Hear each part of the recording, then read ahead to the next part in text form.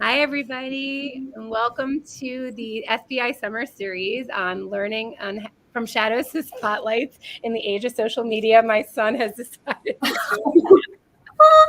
Welcome. Buddy. Welcome. I am Dr. Robin Roth, and I'm going to be moderating the session with a few of my awesome colleagues, and we're going to talk about how we use social media in our breast imaging practice and how they're all kind of different. So I'm just going to give a brief intro, and then we'll talk about our different social medias. So I'm Dr. Robin Roth. I am an assistant professor, at Cooper University Hospital in South Jersey. I do women's imaging, so I do breast and abdominal. I'm also the fellowship director, and we're looking for fellows. So if you know anyone, send them our way. All right. Little pitch there. I can go. I'm Tiff. I'm one of the assistant clinical professors at UCLA. I'm out of the screen now. Hold on. Here I am. Okay. Out at UCLA, I am actually going to be the fellowship director of our breast imaging fellowship this coming year, which is super exciting. Very excited to talk to you guys a little bit about social media and how to best use it for breast radiology. Wonderful to see everyone. I can go next. I'm Mitha Patel. I'm a breast imaging radiologist at OSU. I am also a fellowship director, and I'm most active on Twitter, where you can find me under Mitha MD. I also have a professional Instagram account, which I probably need to use a little bit more. But those are the two professional accounts that I have. I do have a Facebook account and some other accounts that I use personally, but I think we're going to probably focus on our professional accounts tonight. So excited to join in this discussion tonight. Thanks. Hey everyone, probably tired of seeing this bald face, but I'm Dr. Matt Miller. I am a breast imaging radiologist at Allegheny Health Network in Pittsburgh. Fun fact about me, I am not a fellowship director. I'm the only one on this panel who's not, so I feel like I'm without. But no, I am the associate residency program director, so I have my plate filled with that. And excited to be here as well. I'm mostly active on Twitter and dabble in Instagram. I have a professional Instagram account and also a personal Instagram account that I post mainly pictures of my growing boys. But I'm nowhere near the Instagram and TikTok acumen of some of my colleagues on this panel. Also have LinkedIn, more of a professional Facebook type thing that I've tried to start dabbling in as well. And then Facebook I keep mostly for personal stuff. Well, okay, so we touched on this a little bit, but yeah, we all have very different social media accounts. Even though we're all breast imagers, we all have very different voices and kind of target audiences. So I want to really focus on that because I think, when you're starting a social media account, whether it be personal, professional, you kind of have to find that balance that's right for you. I mean, I'm a mom of 3 kids and I run a social media account called the Booby Docs. And it's really evolved over time. I actually started in 2018. It was Dr. Robin Roth. I didn't know what to do. You're like, okay, now what do I do? And just slowly over time, I realized that my target audience was young women that had been affected by breast cancer in some way, or like really targeting young women, like 30-year-olds, trying to, talk about breast cancer in an approachable way and meet them where they are on social media. So over time, I changed it to the Booby Doc, singular. And then I changed it to the Booby Docs, plural, because I added my best friend who, Dr. Rosenthal, we actually worked together. And she's my best friend from first day of med school. So once we did that, once I added the S and changed my name, then we were rolling. Then we started doing fun TikToks about, what are some symptoms of breast cancer, or what is a mammogram, what to expect from your first mammogram, things like that.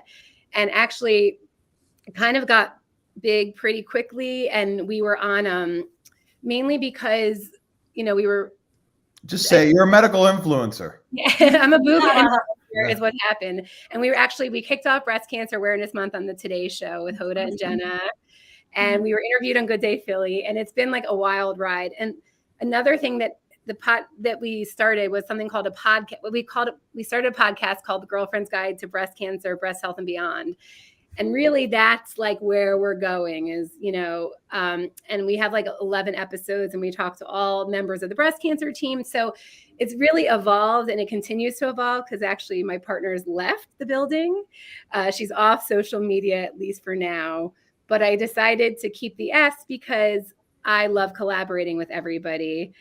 I think this is a good point to bring in, when we talk about collaborating, when we were at SBI, I got to meet other members of the social media committee, including Tiffany. And Oh my gosh. I'm going to show you a TikTok Yes, about how you become a breast radiologist. So I want to take a picture of this. It's going to be very interesting. Can you hear it?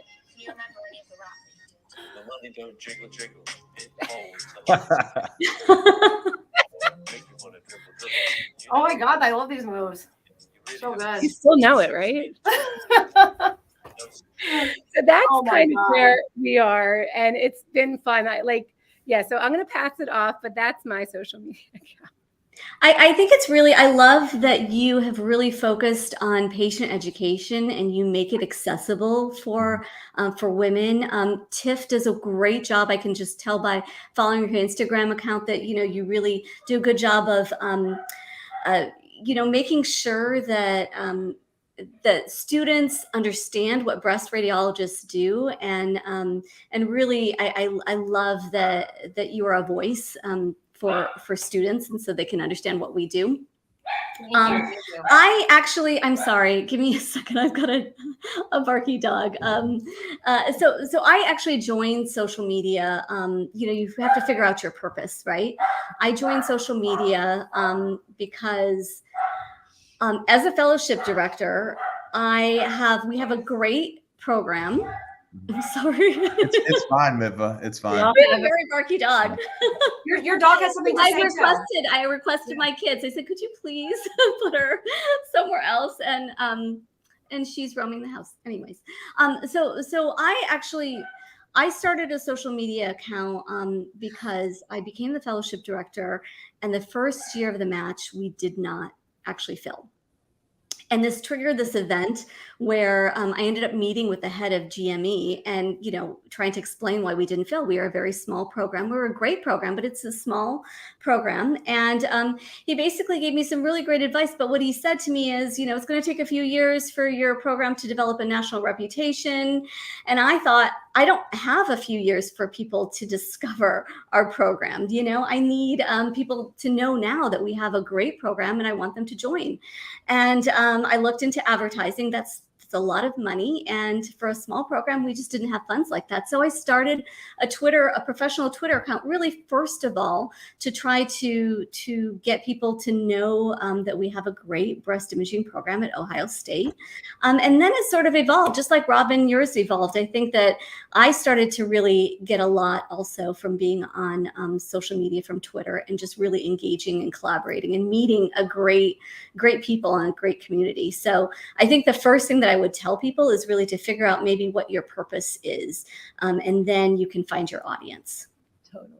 I mean, my story is about with social media. I remember when I first got the Facebook when I was a freshman in college, right? And that was like the first. I was like, wait a minute, so like I'm friends with people at another college, like what it's it was a message board anyway. But so I joined. I remember when Twitter first started as well, and I joined it just to follow like athletes and get like sports updates and like know what's going on, what the scores are, and trades and stuff like like stuff with sports. And then every once in a while I would, Buddy and I would exchange Twitter handles and whatnot, and that's kind of how. And then we're all friends with people in medicine, right? And so, I started befriending people with medicine. Oh, they're following that doctor. Oh, he has some cool things to say. She has some interesting things to say. And then all of a sudden, I'm following a bunch of radiologists because that's what I was as a resident. And I'm like, holy crap, we have a great radiology community on Twitter. And then Instagram kind of came along, and Instagram was just a way for me to post pictures of my kids. And it's like, I was like, how's this different than Facebook? And then all of a sudden, the professional Instagram kind of kicked off, and I'm still kind of behind the 8 ball on that. My problem, I love Twitter, and I engage with a lot of people on Twitter, and it's great and whatnot. But I look at what you guys did, Robin and Tiff, and your TikTok and how it's gone viral and whatnot. Yeah. You guys are. I'm a goofy guy. I have a great sense of humor and whatnot. I'm just not that creative as far as coming up with like, okay, let's take medicine or radiology, breast imaging, and let's take a clip from a movie. Yeah. And let's film people interacting with those two topics together. It blows my mind how creative you are. I mean, don't shortchange yourself, Matt. People enjoy your Twitter account. I think But I think that's the purpose, is that there's a space for everybody on social media. You know, if you want to start by just observing, I think that that's fine. I think that's what I did for a while, and then slowly liking and retweeting. But, you know, I think that there is a space for anybody. And that's one of the reasons why I joined this panel. I was just saying before that Tiff and Robin, you guys are superstars. But I want people to know that there's an in-between space too, where you can participate and not necessarily be a superstar. Absolutely. Yeah. And I'm just saying that don't go into it saying, I want to do this because I want to be a superstar, because it doesn't happen overnight and it doesn't happen to everyone. And it's a lot of work. Like, yes, I don't want to minimize it. Like, these TikToks take time, like, and in brain power, like, you know, like my brain is constantly in this space of like, what am I going to do next? Like, and it's a hard place to, and that's why I feel like Adrienne might've stepped away, because it's that balancing act of like being a mom and being a worker and being a fellowship director and also doing this. Like, it's a hobby, you know, it is a hobby, and you have to look at it like that. You can't say, I want to be a FIGS ambassador, that's why I want to start this. Like, you really have to do it for the right reasons, because it has to be personal, I think, to get enjoyment, to keep doing it and plug. Definitely. Yeah. I think being creative, I think, is really tough in the sense that like you are always trying to share breast radiology with the general public, right? Because that's what you're doing on social media. You're not necessarily talking to other breast radiologists or even other radiologists or even other physicians, right? So you do have to make things pretty understandable to people and not too niche. Now, obviously, there's a lot of very popular radiology accounts where what they do is they show literally case reports, like actual radiology images, and they kind of do some annotations and that sort of thing. And that's obviously very specific. I think neuroimaging has a really good stronghold on social media in regards to radiology on social media. I mean, from when I started, my story was that I started in, I think, 2019 or so, maybe right when I became an attending. And actually, it was my med school friend who was a GI doctor who told me that doctors were on Instagram. And up until that point, I did have an Instagram, but I really used it for my personal life. And I actually really didn't want anybody from work knowing that I had a personal life, which is crazy because yes, we do go on vacation. Sometimes we wear cute clothes that we want to show off. We eat cool food that we want to take pictures of. Like, that's just a lot of human behavior. Or we go to a cool landscape. But for some reason, I always thought that sharing that, you know, would kind of just put me down in some sort of professional light. So to hear that physicians were doing something on social media that could be fun, educational, was something that was interesting to me. My own page, I think, which is Dr.Channel, which is like a name that now retrospectively, I'm not sure if I should have chosen that, but there are a lot of Dr. Channel. I love it. So I like it too. I still by that. You know, so I kind of evolved in the sense that, you know, I go between general public education, which really can be tough because breast imaging is so difficult to understand, quite honestly. I go between that, and I also go with just medical education, because I figure that a lot of younger people are on social media. And, you know, during my days, we didn't really use social media to learn much about residency programs, about different specialties. And I noticed that a lot of students are doing that now. It's a great way to network, number one, and number two, to really just learn about what is out there. So why not use this venue to really attract people into radiology? And if you really want to, let's say, attract more females into radiology, you can always play up that role, which is something that I feel very passionately about, being a woman in radiology, right? And there's a lot of different takes you can do, but certainly being creative and putting our field in a way that people can understand. That is really the biggest challenge, and also the biggest, I guess, delight that I have with this whole process.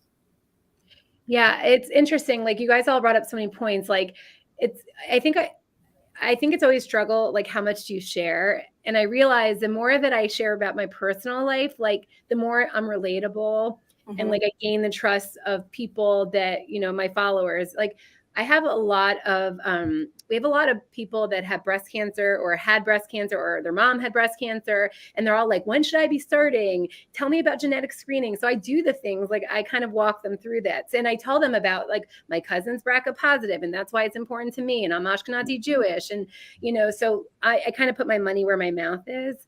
Like, recently I turned 40 and I got my first mammogram, like, live. Like, and it was like, I've never had so much feedback. And it was just, it felt so good to actually, make it accessible. I think there's a lot of fear in breast imaging, or, nervous about what if it is breast cancer, and kind of walking them through that in a fun way. Like, and I've like, maybe one person's like, you're minimizing breast cancer. And that's totally not what we're doing. We're trying to teach you about it in a fun and approachable way. Cause it's Instagram at the end of the day. It has to be fun to get people's attention. And it's funny you say that, because there are always going to be comments that are not as positive as you would like. Trolls. It happens to everybody. Mm-hmm. I remember one time I posted a reel from literally my one vacation of like 2021. And all the comments generally were fine. But there was one that was like, oh, like, what about your patients? Like, what are they going to do now? And I'm like, okay, like thinking to myself, okay, so that just means that we can never go on vacation. Like, what are you, And so I remember, I obviously like think about that comment. I'm bringing it up now, but I don't really let it get to me either. As long as you don't do anything crazy or lavish or anything that would jeopardize, obviously, how you want someone to see you. But deep down, I truly do believe that we are all entitled to vacations. And when you do, like, that means you come back more refreshed, right? That's how I paint it. That's truly what I believe. So just like little things like that, you can't let negative things really get you down. And you're gonna encounter that, especially the bigger your account gets. That's just the way it is. I have people turned off right away by the name, the booby docs, like just booby, like, and again, it's not an anatomical name, but like, again, I'm trying to go for that, we're buddies. I'm teaching you about this. So that's what social media is about. Exactly. Not for everybody, right? Like and I'm like, don't follow me. I've only had one person comment on it before, surprisingly. They thought it was like inappropriate, but don't like, because of the body part or because of the name, like booby. I don't know. I guess it's not. I don't know. So PC again, you're not PG or whatever you want to call it. Yeah. Yeah, exactly. So I mean, I knew your handle, Robin, before I knew your name. I knew the booby docs. Me too. My name precedes us. I know. Yeah. I knew, oh, she's the booby docs. Okay. Yeah. Then, okay. Well, let me talk to Robin Roth, the person. Okay. My kids now they call me the booby docs. Like they know. That's how you get the attention, I know. Yeah. I know. I mean, we're going to be like breast radiologist, like 01, who's going to follow you? Well, and Tip, to talk about your nickname as Chanimal. When I started so I had a nickname all through high school into college, Matitude. People used to call me Matitude. Some of my oldest friends still call me Matitude. And so my first Twitter handle was Matitude MD. And when I started seeing that I was going to be using it as a professional, I kind of had that same pressure that you thought, that you had, where, okay, are people going to, and I applaud you for keeping that, because every once in a while I'm like, should I go back to Matitude? But now it's like, it's too far gone, because that's so catchy. Chanimal. Like I knew that handle before I think I knew you. And I still put my name on the actual profile itself too. So it's not like I'm trying to hide behind anything or diminish whatever. But I think, having an interesting username, I mean, it's not like you have to by any means. It's just a different approach, and it allows my creative side to show itself. Absolutely. It's something that I feel like I have, suppressed for a very long part of my professional career. And I'm just glad that I found a venue where I can use it for good, or at least for fun, so. Totally. I wanted to talk a little bit about the pros and cons, and I think we touched on a lot of them. This is definitely a creative outlet. So like you said, like doctors, when's the last time we got to do something like this? And also networking is huge. Like I've noticed like new candidates coming out and be like, I'm applying for 23. And I'm like, go you. Like that's a great way to get your name out there. Yeah. We always get that bolus. It's like, there's always a bolus of candidates, whether it's medical school candidates applying for residency or residents applying for fellowship, or sometimes not as much in the fellows or residents applying for jobs, but definitely those two boluses of applicants. Yeah. Every year around the time the ERAS opens, we get a big bolus of, hey, everyone, I'm going to be an ex-doctor. Follow me, and there's some people that do it just for that, just to kind of get their name out there so that they can refer to it. But at the same time, there's no harm in that. There's definitely no harm in that. I will say, as associate program director, residency program director, I get more direct messages on Twitter than I do emails from candidates expressing interest in our residency program. And a lot of times when they do send me an email, they'll refer, hey, I follow you on Twitter. I follow you on Instagram.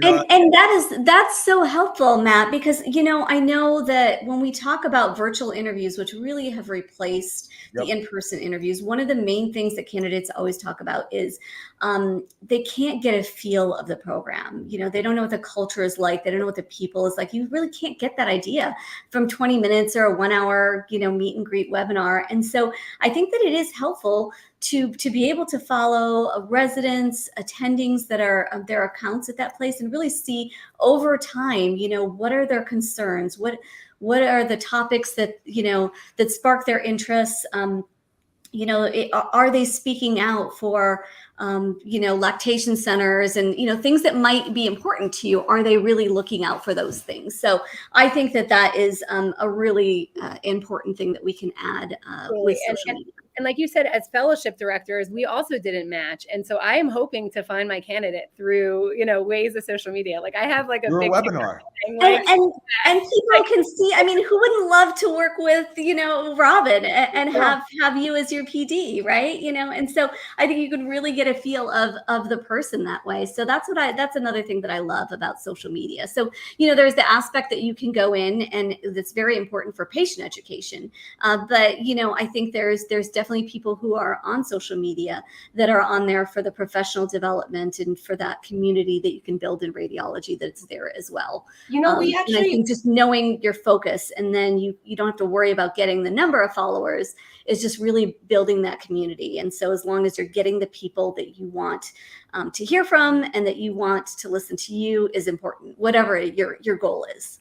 I actually think too, we provide a really good resource for trainees, because I get a lot of messages literally about random things that are on people's minds. I had a message from someone, a student who was applying to radiology residency. And during the interview process, she basically was like, oh, does it matter like if I dye my hair? Like, is that going to reflect badly on me at an interview?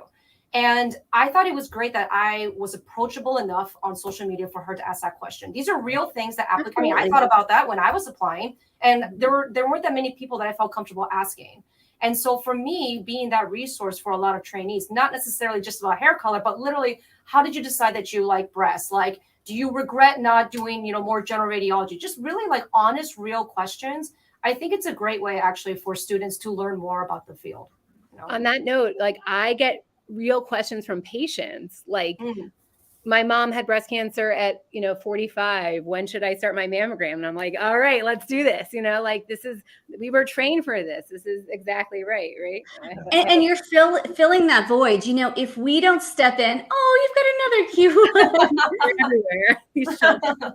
If we don't step in as breast radiologists and fill that void, there is going to be misinformation out there. So, what you're doing, Robin, for patients, what you're doing, Tiff, Matt, all of these accounts that are telling patients, no, don't listen to U.S. Preventive Task Force. Don't get your mammogram at 50. Get it at 40. And here is why. And they learn to trust you, right? Because they follow your accounts and they know you. And if we aren't there in that space, somebody else will be in there telling them the wrong information. Can I just give you one quick? I just want to pull up. This was a really popular TikTok I just did. Wait, hold on. Speaking.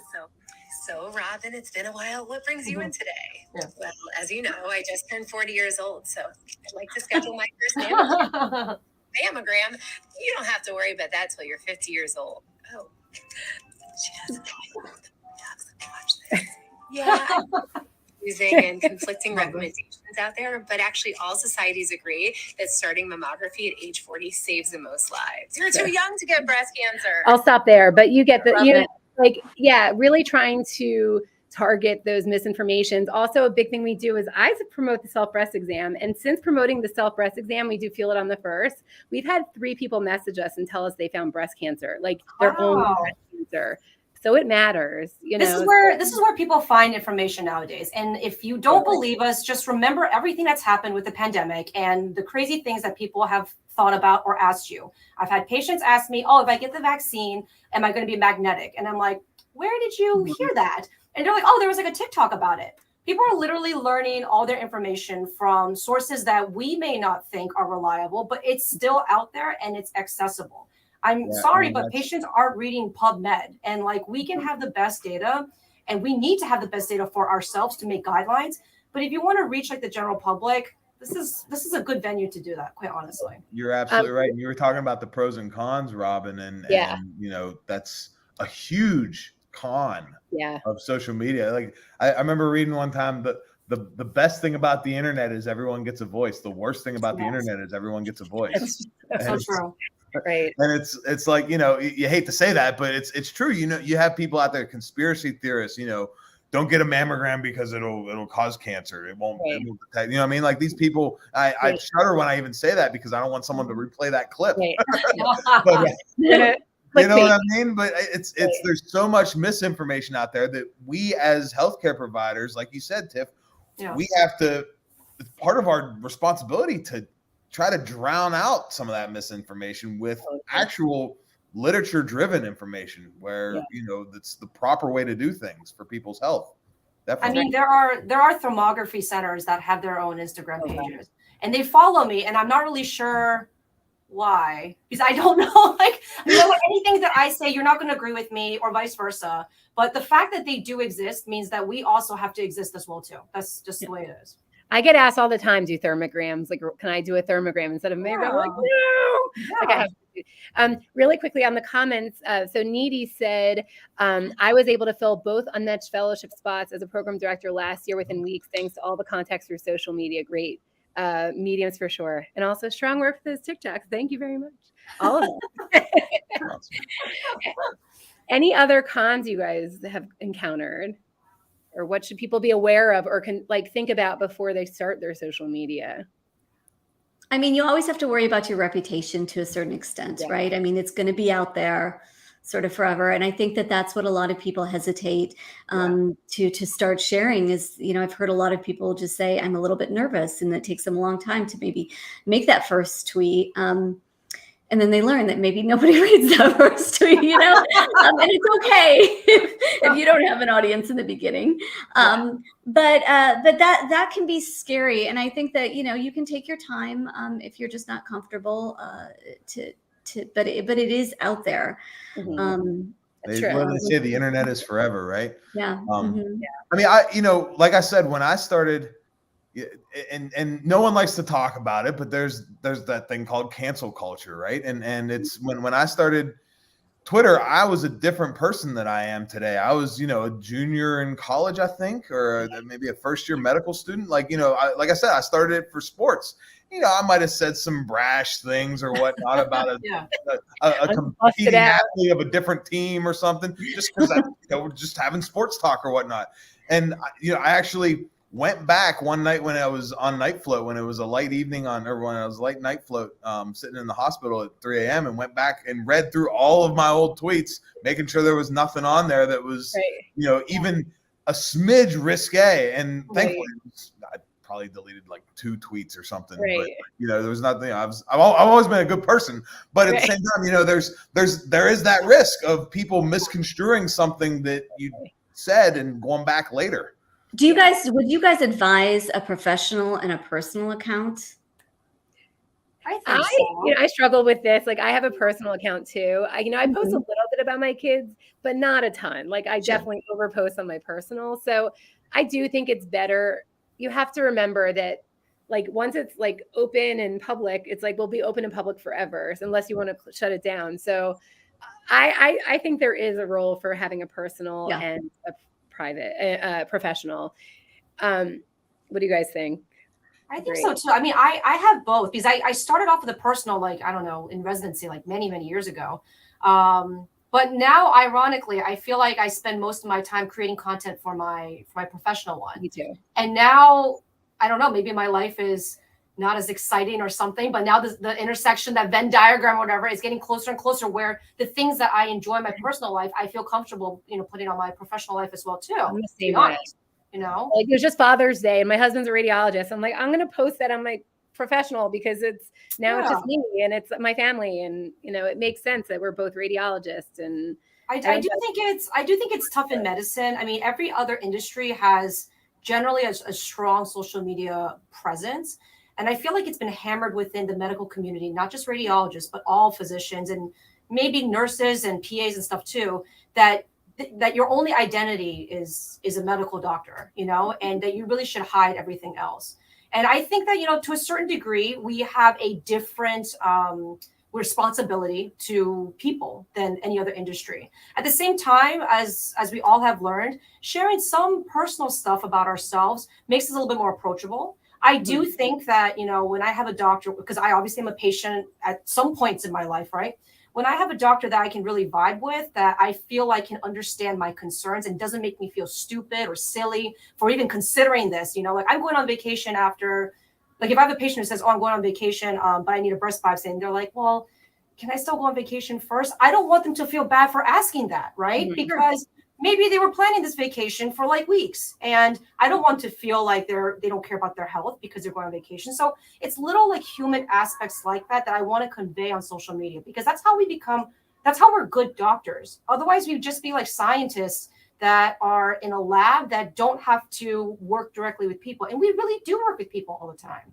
I wanted to talk about that because even the name of this is the name of my talk at SBI, but like from shadows to spotlight, radiologists historically have been in the dark room. You don't know who's reading your report. Most people don't know who their breast radiologist is that interpreting it is. So that's changing. And I think it's cool that we're all like leaning in and, letting people know what a radiologist is and does. And it's important for a lot of, for multiple reasons.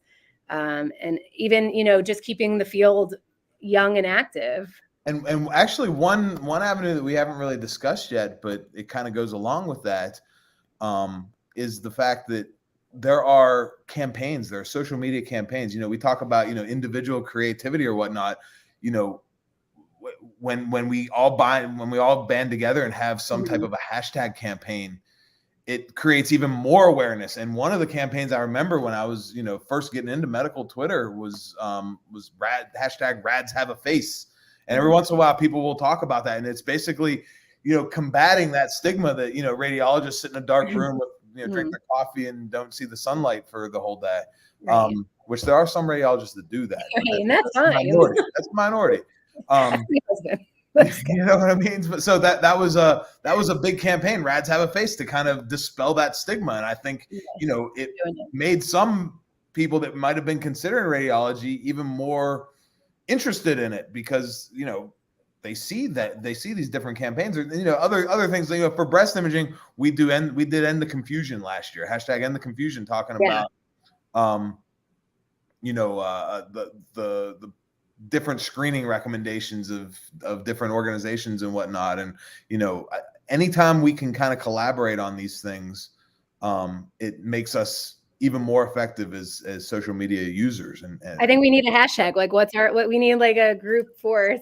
I liked when all the breast imagers got together and they did COVID stayed home. So you could stay home. Like, I think, she's back. It's back. Sorry guys, I have one more case. What happened? You haven't missed anything. Tiff's on West Coast time, so she's still working. Most breast radiologists don't work at 7:30 at night. Just for the medical students that are out there thinking. That's a good point to make. All right, so I want to wrap this up a little bit. So I want to end with tips for anyone who is considering starting a social media. I would really say, think about the name and your voice, like really long and hard, and really feel like what that's going to look like. Like, plan out a few posts, and what are you going to talk about? Like, are you going to be showing cases, and are you going to be, who's your audience?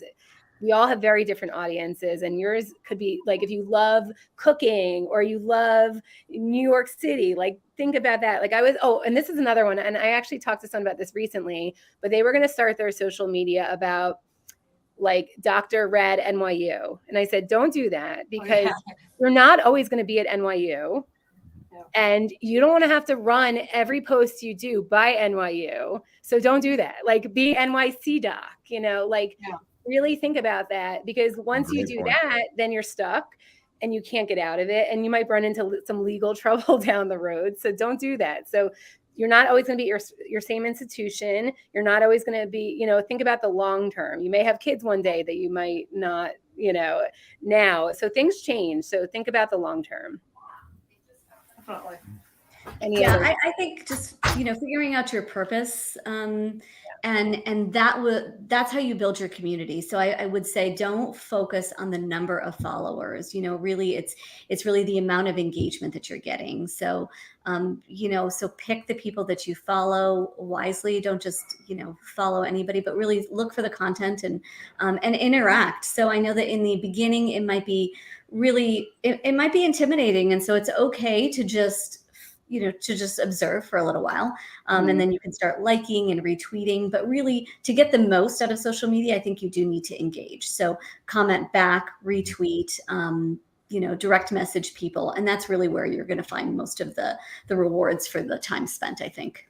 Totally. Yeah, it's kind of like the stock market, right? They say if you don't know how to play the stock market, just watch for a while. Yeah.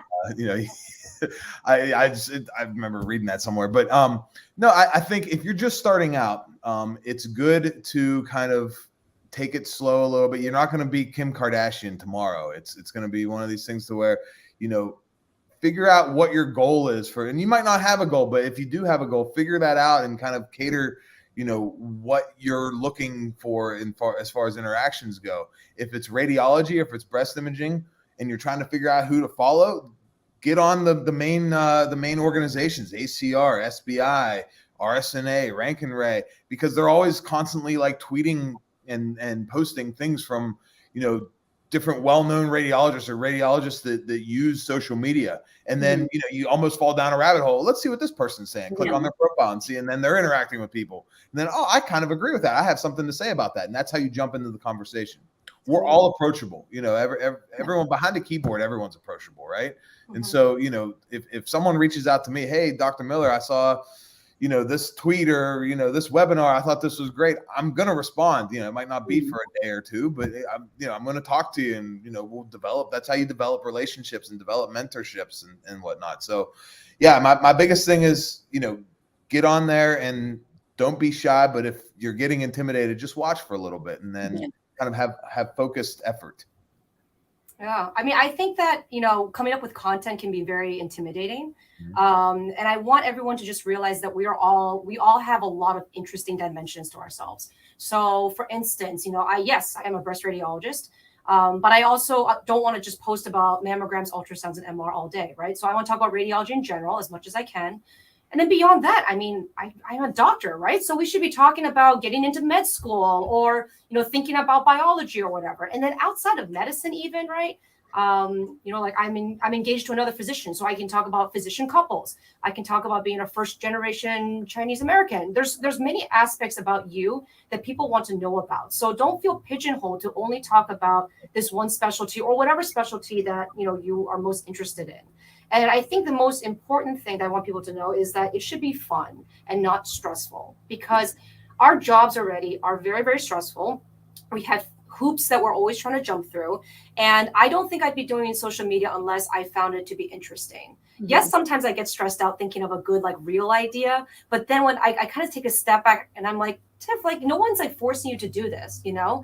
You should really be doing it because you're inspired to do it, because it's fun. You just want to do a cool dance or get a good message or something. And so really just chill out about it.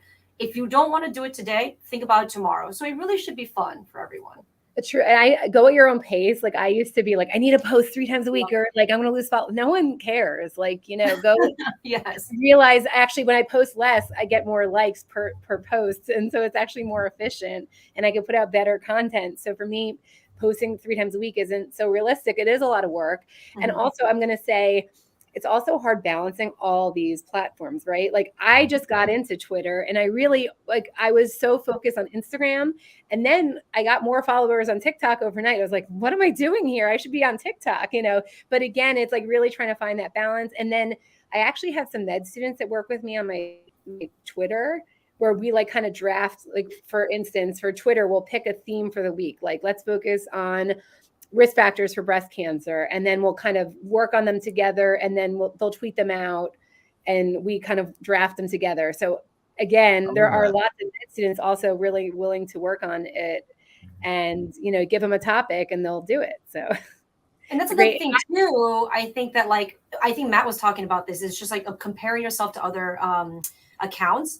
You have to realize that some of these very, very popular accounts that put out really good content, they have like social media teams behind them too, right? Oh, yeah. So don't get intimidated by that, and realize that it's not just somebody who is naturally great at it, has better ideas than you and all that. No, there's some groups literally have like dedicated social media for that. So just keep that in mind when you're surfing and looking at different profiles. I've often found too that sometimes less is more. So like, if I'll come up with some like zinger and think, wow, that's really clever of me, I'm going to post this or whatnot, and no one says anything. But then I'll say something like, hey, do you guys put milk in your oatmeal, or do you in your instant oatmeal, or is it water? And I got like hundreds of people responding to that, and it's like that's relatable.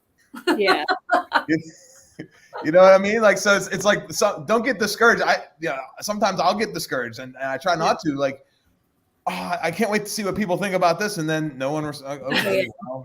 You cannot be motivated by likes. It doesn't even make sense. Yep. Sometimes, like, I'll just be doing a stupid dance, and that gets so many more likes and shares. And there's so many opportunities that can come from something like this, from social media. I mean, Nidhi just invited us to be part of the newsletter based on this social media presence right now. Awesome. So that happens all the time, where you can get invited to collaborate with projects. And so I think that that's really exciting as well. So so I think that that's great. And Nidhi, I'm sure we'll take you up on that. Yes, absolutely. Definitely. Yeah. So I hope that you guys found this helpful. And I really think this is a great talk for anyone, even med students, and it doesn't have to be radiology. Like, I think that this really goes beyond breast imaging and radiology in general. So I think we should be sharing this, because this is good information for anyone who, I wish I started mine 10 years ago. I like breastfed for 8 years. I had 3 kids. Like, I did residency, that was good content. Like, I know, I see all these great pages from like med students, and like they talk about the different rotations they're going through, what they expected, what they didn't expect. And I'm like, oh my gosh, like I wish I had this, when I was going through the process, because there's so much I could learn from other people. And another one. And another type. This is number 3. Number 3. Oh my goodness. All right. On that note, it's almost bedtime here, so we're gonna say goodbye. Unless anyone, I've seen a few comments, but it was all from Needy. So I think that we are going to. I think everyone's asked their questions if they wanted to, but feel free to message any of us. Again, I am the Boobie Docs, BOOBIE Docs, on all social media platforms. I'm Dr.Chanimal. And Mitfa MD on Twitter and Instagram. Matt J. Miller, MD. And thank you guys so much for tuning in. We hope you learned a lot. Thank you, Robin. This was fantastic. Have a great week. Thank you.